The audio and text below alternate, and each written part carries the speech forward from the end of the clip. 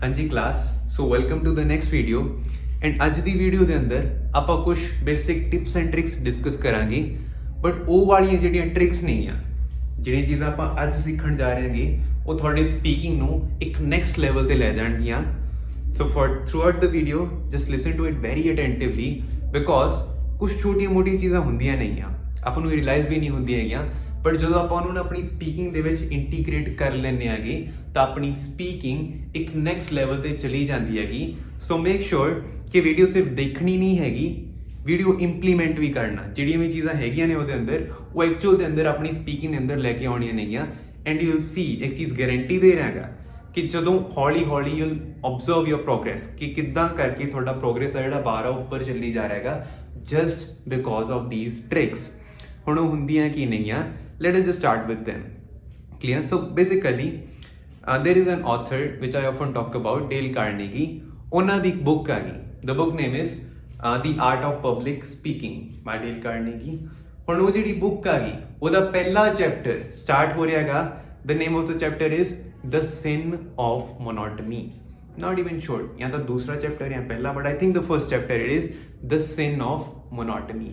ਹੁਣ ਇਹਦਾ ਮਤਲਬ ਕੀ ਆ sin ਕੀ ਹੁੰਦਾ ਗਾ ਪਾਪ ਕਰਨਾ ਮੋਨੋਟਮੀ ਕੀ ਹੁੰਦੀ ਹੈ ਜਦੋਂ ਤੁਸੀਂ ਬੋਲਦੇ ਹੋਗੇ ਕਿ ਤੁਹਾਡੀ ਆਵਾਜ਼ ਇੱਕੋ ਹੀ ਟੋਨ ਦੇ ਅੰਦਰ ਚੱਲੀ ਜਾ ਰਹੀ ਹੈਗੀ that is monotony. For example ਜੇ ਮੈਂ ਇੱਕ ਐਗਜ਼ਾਮਪਲ ਤੁਹਾਨੂੰ ਦੇਣਾ ਹੋਵੇ I'll be like the person let's just say that ਕਿ ਕੋਈ ਸਟੂਡੈਂਟ ਆਉਂਦਾ ਸਪੀਕਿੰਗ ਦੇ ਲਈ and he says I went to the school yesterday I was very sick due to that the teacher scolded me and I was very angry. आता हो गया एक तरीका बोलने का एक दूसरा तरीका I went to the school yesterday I was very sick the teacher scolded me for being late and that made me angry ਹੁਣ ਦੋਨਾਂ ਦੇ ਵਿੱਚ words ਤਾਂ almost similar ਨੇਗੇ but ਫਰਕ ਕਾਹਦਾ ਸੀਗਾ tone of voice ਕਿ ਤੁਸੀਂ ਕਿੱਦਾਂ ਬੋਲ ਰਹੇ ਸੀਗੇ ਇਹ ਨਹੀਂ ਕਿ ਕੀ ਬੋਲ ਰਹੇ ਸੀ ਕਿੱਦਾਂ ਬੋਲ ਰਹੇ ਸੀਗੇ ਤੁਹਾਡੀ ਸਕਰੀਨ ਦੇ ਉੱਪਰ ਇੱਕ ਟੈਕਸਟ ਆ ਜਾਣਾਗਾ I just put it over there ਤੇ ਉਹਨੂੰ ਰੀਡ ਕਰਕੇ ਦੇਖੋ ਐਂਡ ਵਾਈਲ ਯੂ ਰੀਡ ਤਾਂ ਖੁਦ ਦੀ ਆਵਾਜ਼ ਨੂੰ ਨਾ ਆਬਜ਼ਰਵ ਕਰਕੇ ਦੇਖਿਓ ਕਿ ਤੁਸੀਂ ਉਹਨੂੰ ਕਿੱਦਾਂ ਪੜ੍ਹਦੇ ਹੋਗੇ ਠੀਕ ਹੈ so I put it over there pause the video and read the text I hope you have read it so basically ਜਦੋਂ ਤੁਸੀਂ ਉਹ ਪੜ੍ਹਿਆ ਉਹ ਟੈਕਸਟ ਪੂਰਾ ਦਾ ਪੂਰਾ ਇਟ ਇਜ਼ ਅ ਸਪੀਚ ਜਿਹੜੀ ਪੰਡਿਤ ਜਵਾਹਰ ਲਾਲ ਨਹਿਰੂ ਨੇ ਦਿੱਤੀ ਸੀਗੀ ਇਨ 1947 ਤਾਂ ਉਹ ਵਾਲੀ ਸਪੀਚ ਸੀ ਇੰਡੀਆ ਦੀ ਇੰਡੀਪੈਂਡੈਂਸ ਤੋਂ ਬਾਅਦ ਦੇ ਵਿੱਚ it is called the tryst of destiny but ਜਦੋਂ ਆਪਾਂ ਉਹਨੂੰ ਪੜ੍ਹ ਰਹੇ ਸੀਗੇ ਆਪਣਾ ਫੋਕਸ ਕੀ ਸੀਗਾ ਵਰਡਸ ਦੇ ਉੱਪਰ ਕਿ ਇੱਥੇ ਕੀ ਲਿਖਿਆ ਹੋਇਆ ਇਹਦਾ ਕੀ ਮੀਨਿੰਗ ਆ ਕਿਹੜਾ ਵਰਡ ਆ ਤਾਂ ਡਿਫਿਕਲਟ ਆ ਪ੍ਰੋਨਾਉਂਸ ਕਰਨਾ ਆਪਾਂ ਕੀ ਸੋਚ ਰਹੇ ਸੀਗੇ ਕੀ ਬੋਲਣਾਗਾ ਬਟ ਆਪਾਂ ਇਹ ਨਹੀਂ ਸੀ ਸੋਚ ਰਹੇ ਕਿੱਦਾਂ ਬੋਲਣਾਗਾ ਦੋਨਾਂ ਦੇ ਵਿੱਚ ਫਰਕ ਹੁੰਦਾ ਇੱਕ ਤਾਂ ਤੁਸੀਂ ਕਿਹੜਾ ਕੰਟੈਂਟ ਬੋਲ ਰਹੇ ਹੋਗੇ ਇੱਕ ਤੁਸੀਂ ਉਹਨੂੰ ਕਿੱਦਾਂ ਬੋਲ ਰਹੇ ਹੋਗੇ ਹਲਕਾ ਜਿਹਾ ਨੈਗਲੀਜੀਬਲ ਜਿਹਾ ਫਰਕ ਹੈਗਾ ਬਟ ਉਹ ਫਰਕ ਬਹੁਤ ਜ਼ਿਆਦਾ ਡਿਫਰੈਂਸ ਕ੍ਰੀਏਟ ਕਰ ਦਿੰਦਾ ਹੈਗਾ ਆਇਲਟਸ ਐਗਜ਼ਾਮ ਕੰਡਕਟ ਹੀ ਕਿਉਂ ਹੁੰਦਾ ਹੈਗਾ ਕਿਉਂਕਿ ਆਪਾਂ ਬਾਹਰ ਜਾਣਾ ਹੈਗਾ ਬਟ ਬਾਹਰ ਜਾਣ ਦੇ ਲਈ ਐਗਜ਼ਾਮ ਦੀ ਇੰਪੋਰਟੈਂਸ ਕੀ ਹੈਗੀ ਕਿ ਆਪਾਂ ਨੂੰ ਇੰਗਲਿਸ਼ ਆਉਣੀ ਚਾਹੀਦੀ ਹੈਗੀ ਤਾਂ ਕਿ ਆਪਾਂ ਬਾਹਰ ਜਾ ਕੇ ਲੋਕਾਂ ਦੇ ਨਾਲ ਕਮਿਊਨੀਕੇਟ ਕਰ ਸਕੀਏ ਹੁਣ ਜੇ ਆਪਾਂ ਕਮਿਊਨੀਕੇਟ ਕਰ ਰਹੇ ਐਗਜ਼ਾਮ ਦੇ ਅੰਦਰ ਮੋਨੋਟੋਨਸ ਤਰੀਕੇ ਦੇ ਨਾਲ ਕਿ ਆਪਾਂ ਇੱਕੋ ਹੀ ਟੋਨ ਦੇ ਅੰਦਰ ਬੋਲੀ ਜਾ ਰਹੇ ਹਾਂ well my name is Karanveer Singh I study in this class and I am 18-19 years old whatever the your content is but the thing is ਕਿ ਜਦੋਂ ਆਪਾਂ ਕਮਿਊਨੀਕੇਟ ਕਰ ਰਹੇ ਹਾਂ ਆਪਣੀ ਟੋਨ ਕੀ ਹੈਗੀ ਨੈਚੁਰਲ ਨਹੀਂ ਹੈਗੀ ਉਹ ਮੋਨੋਟੋਨਸ ਹੈਗੀ ਤਾਂ ਐਗਜ਼ਾਮ ਦੇ ਅੰਦਰ ਬੈਂਡ ਸਕੋਰ ਮਿਲਣਗੇ ਕਿੱਦਾਂ ਆਲਦੋ ਜਦੋਂ ਤੁਹਾਡੇ ਜਿਹੜੇ ਕ੍ਰਾਈਟੇਰੀਆ ਨੇ ਵਿਚ include fluency and coherence pronunciation grammatical range and accuracy and lexical resource ਤਾਂ ਉਹਦੇ ਅੰਦਰ ਕੀ ਨਹੀਂ ਆਉਂਦਾ ਹੈਗਾ ਕਿ ਉਹ ਜ਼ਿਆਦਾ ਗੱਲ ਨਹੀਂ ਕਰਦੇ ਹੈ ਕਿ ਤੁਸੀਂ ਆਪਣੀ ਵੌਇਸ ਨੂੰ ਜ਼ਿਆਦਾ ਸ਼ਿਫਟ ਕਰੋ ਜਾਂ ਫਿਰ ਨਾਨ ਮੋਨੋਟੋਨਸ ਕਰੋ ਬਟ ਆਪਾਂ ਨੂੰ ਪਤਾ ਹੈਗਾ ਕਿ ਰੀਅਲ ਲਾਈਫ ਦੇ ਅੰਦਰ ਇਹਨਾਂ ਦਾ ਇੰਪ੍ਰੈਸ਼ਨ ਕਿੰਨਾ ਜ਼ਿਆਦਾ ਪੈਂਦਾ ਹੈਗਾ so what you need to do is ਕਿ ਆਪਾਂ ਨੂੰ ਆਪਣੀ ਸਪੀਚ ਨੂੰ ਹਲਕਾ ਜਿਹਾ ਇਫੈਕਟਿਵ ਬਣਾਉਣਾ ਹੈਗਾ ਹੁਣ ਉਹ ਆਪਾਂ ਕਿੱਦਾਂ ਕਰਾਂਗੇ ਕਿ ਆਪਣੀ ਸਪੀਚ ਨੂੰ ਆਪਾਂ ਨਾਨ ਮੋਨੋਟੋਨਸ ਕਿੱਦਾਂ ਬਣਾਈਏ ਆਪਾਂ ਇੱਕ ਰੋਬੋਟ ਵਾਂਗੂ ਕਿਵੇਂ ਨਾ ਬੋਲੀਏ ਇੱਕ ਜ਼ਿਆਦਾ ਹਿਊਮਨ ਵਾਂਗੂ ਆਪਾਂ ਕਿੱਦਾਂ ਬੋਲੀਏ ਆਪਾਂ ਉਸ ਚੀਜ਼ ਨੂੰ ਸਟੱਡੀ ਕਰਾਂਗੇ ਅੱਜ ਦੀ ਵੀਡੀਓ ਦੇ ਅੰਦਰ so basically I just tell you ਫਿਊ things ਜਿਨ੍ਹਾਂ ਦੇ ਉੱਪਰ ਤੁਸੀਂ ਵਰਕ ਕਰ ਸਕਦੇ ਹੋ ਜਿਹੜੀਆਂ ਹੌਲੀ ਹੌਲੀ ਕਰਕੇ ਤੁਹਾਡੀ ਸਪੀਚ ਨੂੰ ਐਲੀਵੇਟ ਕਰ ਦੇਣੀਆਂ ਤੁਹਾਡੇ ਸਪੀਚ ਦੇ ਲੈਵਲ ਨੂੰ the first of them is taking a pause ਹੁਣ ਕਿਤੇ ਨਾ ਕਿਤੇ ਪੌਜ਼ ਲੈਣਾ ਇਹ ਕਿੱਦਾਂ ਇੰਪੋਰਟੈਂਟ ਹੁੰਦਾ ਆਪਣੀ ਸਪੀਚ ਦੇ ਲਈ ਮੈਂ ਤੁਹਾਡੇ ਲਈ ਸੈਂਟੈਂਸ ਪੜੂੰਗਾ ਦੋ ਤਰੀਕੇ ਦੇ ਨਾਲ ਤੇ ਡਿਫਰੈਂਸ ਨੋਟਿਸ ਕਰਿਓ ਕਿ ਦੋਨੇ ਤਰੀਕੇ ਦੇ ਵਿੱਚ ਫਰਕ ਕੀ ਸੀਗਾ the sentence for you it goes like this well let's just say that ਇੱਕ ਆਪਾਂ ਰੈਂਡਮਲੀ ਕੋਈ ਵੀ ਆਪਾਂ ਇਥੋਂ ਪਿਕ ਕਰ ਲੈਂਦੇ ਹੈਗੇ sentence that wood B Yes, I think grammar is really important in language learning. If the grammar is wrong, the sentence can give out a completely different meaning and it can lead to misunderstanding or embarrassment. कुछ समझ आया? नहीं आया? हम इन्हें एक different तरीके देना पड़ते हैं कि yes, I think grammar is really important in language learning. If the grammar is wrong, the sentence can give out a completely different meaning. It can lead to misunderstandings and embarrassments. ਤਾਂ ਹੁਣ ਫਰਕ ਕੀ ਹੋਇਆ? ਪਹਿਲੇ condition ਦੇ ਵਿੱਚ regularly ਬੋਲੀ ਜਾ ਰਿਹਾ, ਕਿਤੇ ਕੋਈ ਪੌਜ਼ ਹੀ ਨਹੀਂ ਹੋ ਰਿਹਾ ਹੈਗਾ। ਸੈਕੰਡ ਕੇਸ ਦੇ ਵਿੱਚ ਕੀ ਹੋਇਆ? ਕਿਤੇ ਕਿਤੇ ਪੌਜ਼ ਲਿਆ। ਤਾਂ ਜਿਹੜਾ ਸੈਕੰਡ ਸਿਨੈਰੀਓ ਸੀਗਾ ਉਹ ਜ਼ਿਆਦਾ ਨੈਚੁਰਲ ਸਾਊਂਡ ਕੀਤਾ। This is what you need to do whenever you speak. ਇੱਦਾਂ ਕੰਟੀਨਿਊਸਲੀ ਨਹੀਂ ਬੋਲਣਾ ਹੈਗਾ ਕਿ ਹੁਣ ਸਾਰੇ ਵਰਡ ਯਾਦ ਕਰ ਲਏ, ਸਾਰੇ ਸੈਂਟੈਂਸ ਯਾਦ ਕਰ ਲਏ, ਹੁਣ ਰੋਬੋਟ ਵਾਂਗੂ ਬੋਲੀ ਜਾ ਰਹੇ ਨੇਗੇ।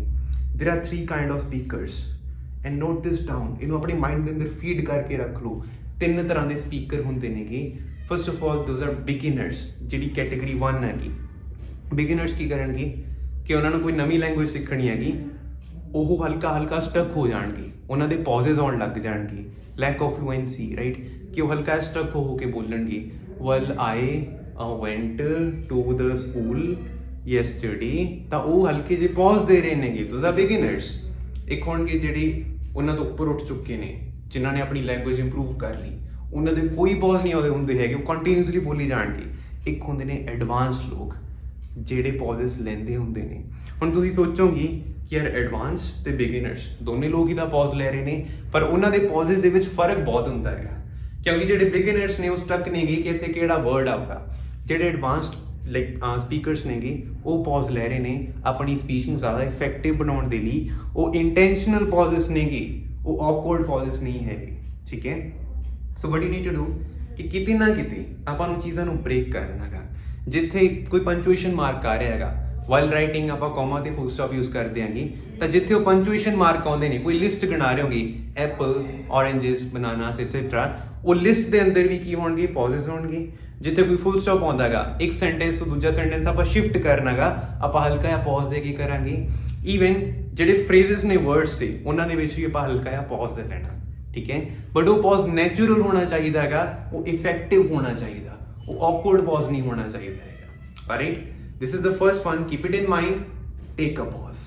Do not speak continuously, especially in the cue card. ਤੁਸੀਂ ਕੰਟੀਨਿਊਸਲੀ ਬੋਲੀ ਜਾ ਰਹੇ ਹੋਗੇ, ਉਹਦੇ ਨਾਲ ਕੀ ਹੋਣਾ ਕਿ ਤੁਹਾਡੀ ਸਪੀਚ ਖਰਾਬ ਹੋ ਜਾਂਦੀ ਹੈ। ਕਿਵੇਂ ਇਫੈਕਟ ਕਰਦੀ ਆ ਉਹ ਚੀਜ਼? whenever you speak continuously, especially what it happens is that ਕਿ ਆਪਾਂ ਇਦਾਂ ਸਾਊਂਡ ਕਰ ਰਹੇ ਹਾਂ ਕਿ ਆਪਾਂ ਕੋਈ ਸਪੀਚ ਬੋਲ ਰਹੇ ਹਾਂਗੇ, but it's a table conversation. Like you need to act natural, ਕਿ ਤੁਸੀਂ ਐਕਚੁਅਲ ਦੇ ਅੰਦਰ ਕੋਈ ਸਟੋਰੀ ਉਹਨਾਂ ਨੂੰ ਸੁਣਾ ਰਹੇ ਹੋਗੇ। So just for the context of it, make sure you take some pauses. So the next thing which we need to talk about is, ਆਪਾਂ pause ਬਾਰੇ ਗੱਲ ਕੀਤੀ, now let us talk about the second thing, that is emphasis. ਹੁਣ emphasis ਕੀ ਹੁੰਦਾ ਹੈਗਾ? Let us just take ਇੱਕ sentence ਹੈਗਾ। The sentence is ਕਿ ਮੈਂ ਉਹਨੂੰ 2 ਤਰੀਕੇ ਨਾਲ ਬੋਲੂੰਗਾ। ਠੀਕ ਹੈ, ਹੁਣ ਉਹਨੂੰ ਨੋਟਿਸ ਕਰਿਓ। sentence ਕੀ ਹੈਗਾ? I want to buy a house this spring. ਹੁਣ ਜਿਹੜਾ sentence ਜਿਹੜਾ ਤੁਹਾਡੀ ਸਕਰੀਨ ਦੇ ਉੱਪਰ ਵੀ ਆ ਰਿਹਾ ਹੈਗਾ, I want to buy a house this spring, ਆਪਾਂ ਕੀ ਕਰਾਂਗੇ? ਕੋਈ 1 ਜਾਂ 2 ਵਰਡ ਆਪਾਂ ਪਿਕ ਕਰਾਂਗੇ ਤੇ ਉਹਦੇ ਆਪਾਂ ਫੋਕਸ ਕਰਾਂਗੇ। ਉਹ ਕੀ ਹੋ ਸਕਦਾ ਹੈਗਾ? ਜੇ ਆਪਾਂ ਆਈ ਤੇ ਫੋਕਸ ਕਰੀਏ, I want to buy a house this spring. ਜੇ ਆਪਾਂ ਹਾਊਸ ਤੇ ਫੋਕਸ ਕਰੀਏ, I want to buy a house this spring. ਜੇ ਆਪਾਂ ਉਹਦੀ ਥਾਂ ਤੇ ਸਪ੍ਰਿੰਗ ਜਾਂ ਫਿਰ ਦਿਸ ਸਪ੍ਰਿੰਗ ਤੇ ਹੀ ਆਪਾਂ ਫੋਕਸ ਕਰੀਏ, ਕੀ ਬਣ ਜਾਊਗਾ? I want to buy a house this spring. ਤਾਂ ਇਹਦੇ ਨਾਲ ਕੀ ਹੋਇਆ? ਜਿਹੜੇ ਵਰਡ ਤੇ ਤੁਸੀਂ ਫੋਕਸ ਕੀਤਾ, ਉਹ ਫੋਕਸ ਦੇ ਅਕੋਰਡਿੰਗ ਤੁਹਾਡੇ ਸੈਂਟੈਂਸ ਦਾ ਮੀਨਿੰਗ ਚੇਂਜ ਹੋ ਗਿਆ। ਜੇ ਤੁਸੀਂ ਕਹਿ ਰਹੇ ਹੋਗੇ ਬਾਏ ਤੇ ਫੋਕਸ ਕਰ ਰਹੇ ਹੋ, you say I want to buy a house this spring, ਤਾਂ ਉਹਦਾ ਕੀ ਮੀਨਿੰਗ ਨਿਕਲਦਾ ਕਿ ਤੁਸੀਂ ਰੈਂਟ ਤੇ ਨਹੀਂ ਲੈਣਾ ਚਾਹੁੰਦੇ, ਤੁਸੀਂ ਬਾਏ ਕਰਨਾ ਚਾਹੁੰਦੇ ਹੋਗੇ। ਸੋ ਟੇਕ ਇਨ ਕੰਸੀਡਰੇਸ਼ਨ, ਜਦੋਂ ਆਪਾਂ ਆਪਣੀ ਗੱਲ ਕਹਿਣੀ ਹੈਗੀ ਤਾਂ ਆਪਾਂ ਸਾਰੇ ਵਰਡਸ ਨੂੰ ਇਕੁਅਲ ਇੰਪੋਰਟੈਂਸ ਨਹੀਂ ਦੇਣੀ। ਕੋਈ ਵਰਡ ਹੁੰਦੇ ਨੇ ਜਿਹੜੇ ਜ਼ਿਆਦਾ ਇੰਪੋਰਟੈਂਟ ਹੁੰਦੇ ਨੇ ਦੂਜਿਆਂ ਤੋਂ, ਐਂਡ ਆਪਾਂ ਨੂੰ ਆਇਡੈਂਟੀਫਾਈ ਕਰਨਾ ਕਿ ਯਾਰ ਕਿਹੜਾ ਵਰਡ ਆ ਜਿਹੜਾ ਜ਼ਿਆਦਾ ਅਟੈਂਸ਼ਨ ਮੰਗ ਰਿਹਾ ਹੈਗਾ, ਉਹਨੂੰ ਆਪਾਂ ਹਲਕਾ ਜਿਹਾ ਐਮਫਸਾਈਜ਼ ਕਰਕੇ ਬੋਲਣਾ ਹੈਗਾ। So the point being that whenever you speak, ਕੁਛ ਨਾ ਕੁਛ ਵਰਡਸ ਹੋਣਗੇ। ਹੁਣ ਜਿਹੜੇ ਕੁਛ ਹੈਲਪਿੰਗ ਵਰਬ ਹੁੰਦੇ ਨੇ, ਜਿਵੇਂ ਇਜ਼, ਐਮ, ਆਰ, ਇਹਨਾਂ ਤੇ ਐਮਫਸਿਸ ਕਰੇ ਦਾ ਕੋਈ ਫਾਇਦਾ ਨਹੀਂ ਹੈਗਾ। ਰਾਈਟ, ਕੁਛ particular nouns, some kind of proper nouns ਜਾਂ ਫਿਰ ਈਵਨ ਐਡਜੈਕਟਿਵਸ, ਜਿਹੜੇ ਵਰਡ ਇੰਪੋਰਟੈਂਟ ਨੇ, ਜਿਹੜੇ ਅਟੈਂਸ਼ਨ ਮੰਗਦੇ ਨੇ, ਜਿਨ੍ਹਾਂ ਨੂੰ ਤੁਸੀਂ ਆਪਣਾ ਇੱਕ ਮੀਨਿੰਗ ਕਨਵੇ ਕਰਨਾ ਚਾਹੁੰਦੇ ਹੋਗੇ, ਤਾਂ ਕਈ ਵਰਡਸ ਦੇ ਉੱਪਰ ਆਪਾਂ ਕੀ ਕਰਨਾ? ਆਪਾਂ ਫੋਕਸ ਕਰਕੇ ਬੋਲਣਾ ਹੈਗਾ। ਠੀਕ ਹੈ, coming to the next part, the next one it is ਕਿ ਆਪਾਂ ਗੱਲ ਕੀਤੀ ਪੌਜ਼ ਬਾਰੇ, ਕਿ ਆਪਾਂ ਨੂੰ ਕਿਤੇ ਕਿਤੇ ਪੌਜ਼ ਲੈਣਾ, ਐਮਫੋਸਿਸ ਬਾਰੇ ਕਿਤੇ ਕਿਤੇ ਆਪਾਂ ਨੂੰ ਐਮਫੋਸਾਈਜ਼ ਕਰਨਾ ਗਾ। The third one that is loudness and pitch. ਹੁਣ ਇਹਦਾ ਮੀਨਿੰਗ ਕੀ ਆ? ਲਾਊਡਨੈਸ ਮਤਲਬ ਤੁਹਾਡੀ ਵੌਇਸ ਕਿੰਨੀ ਲਾਊਡ ਹੈਗੀ, ਇਹਨੇ ਆਪਾਂ ਐਡਜਸਟ ਕਿੱਦਾਂ ਕਰਨਾ ਗਾ। Let us just say that ਕਿ ਮੈਂ ਇੱਕ ਸੈਂਟੈਂਸ ਬੋਲ ਰਿਹਾ ਗਾ ਲਾਊਡ ਵੌਇਸ ਦੇ ਅੰਦਰ ਤੇ ਮੈਂ ਕੋਈ ਇੱਕ ਪਾਰਟਿਕੂਲਰ ਵਰਡ ਸੌਫਟਲੀ ਬੋਲਦਾ, ਤੁਹਾਡੀ ਪ੍ਰੋਨਾਂਸੀਏਸ਼ਨ ਤੁਹਾਡਾ ਅਟੈਂਸ਼ਨ ਕਿੱਥੇ ਗਿਆ? ਸੌਫਟਲੀ ਦੇ ਉੱਪਰ। ਲੈਟ ਅਸ ਜਸਟ ਸੇ ਕਿ ਮੈਂ ਕੋਈ ਸੈਂਟੈਂਸ ਨੂੰ ਸੌਫਟਲੀ ਬੋਲ ਰਿਹਾ ਗਾ ਤੇ ਮੈਂ ਇੱਕ ਦਾ ਵਰਡ ਲਾਊਡਲੀ ਬੋਲਤਾ ਤਾਂ ਤੁਹਾਡੀ ਅਟੈਂਸ਼ਨ ਕਿੱਥੇ ਗਈ? ਲਾਊਡਲੀ ਦੇ ਉੱਪਰ। ਤਾਂ ਜਿਹੜੀ ਆਪਣੀ ਇੱਕ ਨਾਰਮਲ ਸਪੀਚ ਹੁੰਦੀ ਹੈਗੀ, ਕੋਈ ਨਾ ਕੋਈ ਵਰਡ ਆ ਜਿਹੜਾ ਆਪਾਂ ਨੂੰ ਹਲਕਾ ਸੌਫਟਲੀ ਬੋਲ ਦੇਣਾ, ਉਹਤੇ ਹੀ ਆਪਾਂ ਨੂੰ ਅਟੈਂਸ਼ਨ ਸ਼ਿਫਟ ਕਰਨੀ ਹੈਗੀ। ਕੋਈ ਨਾ ਕੋਈ ਵਰਡ ਇੱਦਾਂ ਦਾ ਹੋ ਸਕਦਾ ਜਿਹਨੂੰ ਆਪਾਂ ਹਲਕਾ ਜਾਂ ਲਾਊਡਲੀ ਪ੍ਰੋਨਾਊਂਸ ਕਰਤਾ, ਜਿਹਨੂੰ ਆਪਾਂ ਹਲਕਾ ਲਾਊਡਲੀ ਬੋਲਤਾ, ਉਹਦੇ ਨਾਲ ਐਗਜ਼ਾਮੀਨਰ ਦੀ ਅਟੈਂਸ਼ਨ ਉੱਥੇ ਚਲੀ ਜਾਂਦੀ ਹੈਗੀ। ਆਲਰਾਈਟ, ਸੋ ਮੇਕ ਸ਼ੋਰ ਕਿ ਲਾਊਡਨੈਸ ਕਿਤੇ ਨਾ ਕਿਤੇ ਆਪਾਂ ਐਡਜਸਟ ਕਰ ਰਹੇ ਹਾਂਗੇ, ਕਿਤੇ ਨਾ ਕਿਤੇ ਆਪਾਂ ਹਲਕਾ ਜਿਹਾ ਵੇਰੀਏਸ਼ਨ ਲੈ ਕੇ ਆ ਰਹੇ ਹਾਂਗੇ ਕਿ ਆਪਾਂ ਇੱਕੋ ਹੀ ਤਰ੍ਹਾਂ ਦੀ ਲਾਊਡਨੈਸ ਦੇ ਨਾਲ ਨਹੀਂ ਬੋਲ ਰਹੇ ਹੈਗੇ। ਦ ਨੈਕਸਟ ਵਨ ਇਜ਼ ਪਿਚ। ਹੁਣ ਪਿਚ ਕੀ ਹੁੰਦੀ ਹੈਗੀ? ਵੈਲ ਜੇ ਸਿੰਪਲ ਵਰਡਸ ਦੇ ਅੰਦਰ ਐਕਸਪਲੇਨ ਕਰਨ ਦੀ ਟਰਾਈ ਕਰਾਂ, ਇਟ ਵੁੱਡ ਬੀ ਕਿ ਲੈਟ ਜਸਟ ਸੇ ਕਿ ਤੁਹਾਡੀ ਵੌਇਸ ਕਿੰਨੀ ਤਿੱਖੀ ਹੈਗੀ ਜਾਂ ਕਿੰਨੀ ਭਾਰੀ ਹੈਗੀ, ਦੈਟ ਇਜ਼ ਪਿਚ। ਜਿਵੇਂ ਹਾਈ ਪਿਚ ਹੁੰਦੀ ਆ ਤੇ ਲੋ ਪਿਚ ਹੁੰਦੀ ਹੈਗੀ, ਤਾਂ ਗਰਲਸ ਦੀ ਯੂਜੂਅਲੀ ਪਿਚ ਹਾਈ ਹੁੰਦੀ ਹੈਗੀ, ਬॉयਜ਼ ਦੀ ਪਿਚ ਯੂਜੂਅਲੀ ਲੋ ਹੁੰਦੀ ਹੈਗੀ। ਮਤਲਬ ਕਿ ਗਰਲਸ ਦੀ ਵੌਇਸ ਜ਼ਿਆਦਾ ਤਿੱਖੀ ਹੁੰਦੀ ਹੈਗੀ, ਹਾਈ ਪਿਚ, ਮਤਲਬ ਭਾਰੀ ਆਵਾਜ਼ ਕੀ ਹੁੰਦੀ ਹੈਗੀ? ਲੋ ਪਿਚ। ਡੀਜੇਸ ਦੇ ਉੱਪਰ ਜਿਹੜੀ ਬੇਸ ਹੁੰਦੀ ਹੈਗੀ, ਜਿਹਨੂੰ ਆਪਾਂ ਕਹਿੰਦੇ ਹਾਂ ਕਿ ਧਮਕ ਪੈ ਰਹੀ ਹੈਗੀ, ਤਾਂ ਉਹ ਬੇਸ ਕੀ ਹੁੰਦੀ ਹੈਗੀ? ਲੋ ਪਿਚ ਹੁੰਦੀ ਹੈਗੀ। All right, so you know the difference ਕਿ ਕਿਤੇ ਨਾ ਕਿਤੇ ਆਪਾਂ ਨੂੰ ਪਿਚ ਸ਼ਿਫਟ ਕਰਨੀ ਹੈਗੀ। ਹੁਣ ਉਹ ਕਿੱਦਾਂ ਹੋ ਸਕਦੀ ਹੈਗੀ? ਵੈਲ ਆਪਣੀ ਜਿਹੜੀ ਪਿਚ ਆ ਇਹਨਾਂ ਵੀ ਉਹ ਲਿਮਿਟਡ ਹੈਗੀ, ਬਟ ਹਲਕਾ ਫੁਲਕਾ ਆਪਾਂ ਐਡਜਸਟਮੈਂਟ ਕਰ ਸਕਦੇ ਹਾਂਗੇ। I want to buy a house, ਤਾਂ ਬਾਏ ਤੇ ਕੀ ਗਿਆ? ਪਿਚ ਉੱਪਰ ਚਲੀ ਗਈ। ਇੱਥੇ ਤੁਹਾਡੀ ਵੌਇਸ ਡੀਪ ਸੀਗੀ, ਹਲਕੀ ਜਿਹੀ ਤਿੱਖੀ ਹੋ ਗਈ, ਜਾਂ ਜ਼ਿਆਦਾ ਤਿੱਖੀ ਸੀ, ਹਲਕੀ ਜਿਹੀ ਉੱਥੇ ਡੀਪ ਹੋ ਗਈ। ਦੈਟ ਇਜ਼ ਕਿ ਆਪਾਂ ਪਿਚ ਨੂੰ ਯੂਜ਼ ਕਰਨਾ ਤੇ ਆਪਾਂ ਲਾਊਡਨੈਸ ਨੂੰ ਯੂਜ਼ ਕਰਨਾ ਗਾ। ਕਈ ਵਰਡਸ ਨੂੰ ਆਪਾਂ ਲਾਊਡਲੀ ਬੋਲਣਾ, ਕਈਆਂ ਨੂੰ ਆਪਾਂ ਸੌਫਟਲੀ ਬੋਲਣਾ, ਕਈਆਂ ਨੂੰ ਆਪਾਂ ਹਾਈ ਪਿਚ ਦੇ ਅੰਦਰ ਬੋਲਣਾ, ਕਈਆਂ ਨੂੰ ਲੋ ਪਿਚ ਦੇ ਅੰਦਰ ਬੋਲਣਾ ਗਾ। ਤੇ ਇਹਦੇ ਨਾਲ ਆਪਣੀ ਵੌਇਸ ਦੇ ਅੰਦਰ ਵੇਰੀਏਸ਼ਨਸ ਆਉਂਦੇ ਨੇਗੇ, ਤਾਂ ਉਹ ਜ਼ਿਆਦਾ ਨੈਚੁਰਲ ਸਾਊਂਡ ਕਰਦੀ ਹੈਗੀ, ਆਪਣੀ ਪੂਰੀ ਦੀ ਪੂਰੀ ਸਪੀਚ ਜ਼ਿਆਦਾ ਨੈਚੁਰਲ ਬਣ ਜਾਂਦੀ ਹੈਗੀ। ਸੋ ਹੁਣ ਜਿਹੜੀ ਪਿਕਚਰ ਤੁਸੀਂ ਸਟਾਰਟਿੰਗ ਦੇ ਅੰਦਰ ਦੇਖੀ ਸੀਗੀ, ਜਿਹਦੇ ਅੰਦਰ ਉਹ ਟੈਕਸਟ ਲਿਖਿਆ ਸੀ, ਜਿਹੜੀ ਸਪੀਚ ਸੀਗੀ, ਤਾਂ ਉਹ ਸਪੀਚ ਨੂੰ ਜੇ ਤੁਸੀਂ ਦੇਖੋਗੇ ਇੱਕ ਮੋਨੋਟੋਨਸ ਤਰੀਕੇ ਨਾਲ ਪੜ੍ਹੋਗੇ, ਉਹ ਜ਼ਿਆਦਾ ਇੰਨਾ ਇੰਪ੍ਰੈਸ਼ਨ ਕ੍ਰੀਏਟ ਨਹੀਂ ਕਰਦੀ ਹੈਗੀ। ਬਟ ਆਪਾਂ ਕੀ ਕਰਨਾ ਕਿ ਆਪਾਂ ਕੁਛ ਨਾ ਕੁਛ ਵਰਡਸ ਨੂੰ ਹੁਣ ਐਮਫੋਸਾਈਜ਼ ਕੀਤਾ, ਕੁਛ ਨਾ ਕੁਛ ਵਰਡਸ 'ਤੇ ਆਪਾਂ ਜ਼ਿਆਦਾ ਅਟੈਂਸ਼ਨ ਸ਼ਿਫਟ ਕੀਤੀ, ਕਿਤੇ ਨਾ ਕਿਤੇ ਆਪਾਂ ਪੌਜ਼ ਲਏ, ਕਿਤੇ ਨਾ ਕਿਤੇ ਆਪਾਂ ਆਪਣੀ ਪਿਚ ਤੇ ਲਾਊਡਨੈਸ ਐਡਜਸਟ ਕੀਤੀ। And you won't even realise ਕਿ ਸਿਰਫ ਇੰਨੀ ਕੁ ਗੱਲ ਨਾਲ ਹੀ ਤੁਹਾਡੀ ਸਪੀਕਿੰਗ ਕਿੰਨੀ ਜ਼ਿਆਦਾ ਇੰਪਰੂਵ ਹੋ ਜਾਂਦੀ ਹੈਗੀ। You will become a natural speaker. So what you need to do is adjust these things. ਕੋਈ ਬੰਦਾ ਜੇ ਲੈਟ ਸੇ ਪੰਜਾਬੀ ਬੋਲ ਰਿਹਾ ਹੈਗਾ, ਆਪਾਂ ਪੰਜਾਬੀ ਬੋਲਦੇ ਹਾਂ ਨੈਚੁਰਲੀ, ਤਾਂ ਪੰਜਾਬੀ ਵੀ ਹੁਣ ਆਪਾਂ ਨੇਟਿਵ ਸਪੀਕਰ ਹਾਂ ਪੰਜਾਬੀ ਲੈਂਗੁਏਜ 'ਤੇ, ਤਾਂ ਆਪਾਂ ਮੋਨੋਟੋਨਸ ਤਰੀਕੇ ਨਾਲ ਨਹੀਂ ਬੋਲਦੇ ਹੈਗੇ। ਕੋਈ ਫੋਰਨਰ ਜੇ ਪੰਜਾਬੀ ਸਿੱਖ ਰਿਹਾ ਹੈਗਾ ਨਾ, ਤਾਂ ਉਹ ਪਰਫੈਕਟ ਪੰਜਾਬੀ ਸਿੱਖੂਗਾ। ਪਰਫੈਕਟ ਇਨ ਦ ਸੈਂਸ ਕਿ ਉਹ ਇੱਦਾਂ ਬੋਲੂਗਾ, ਅੱਜ ਮੈਂ ਉੱਥੇ ਜਾ ਰਿਹਾ ਸੀ ਫਿਰ ਮੈਨੂੰ ਕਿਸੇ ਨੇ ਇੱਦਾਂ ਕਿਹਾ। ਆਪਾਂ ਨਹੀਂ ਬੋਲਦੇ ਇੱਦਾਂ, we speak it more naturally ਕਿ ਅੱਜ ਮੈਂ ਉੱਥੇ ਜਾ ਰਿਹਾ ਸੀਗਾ, ਕਿਸੇ ਨੇ ਮੈਨੂੰ ਇੱਦਾਂ ਕਿਹਾ। ਤਾਂ ਉਹ ਚੀਜ਼ ਕੀ ਹੈਗੀ?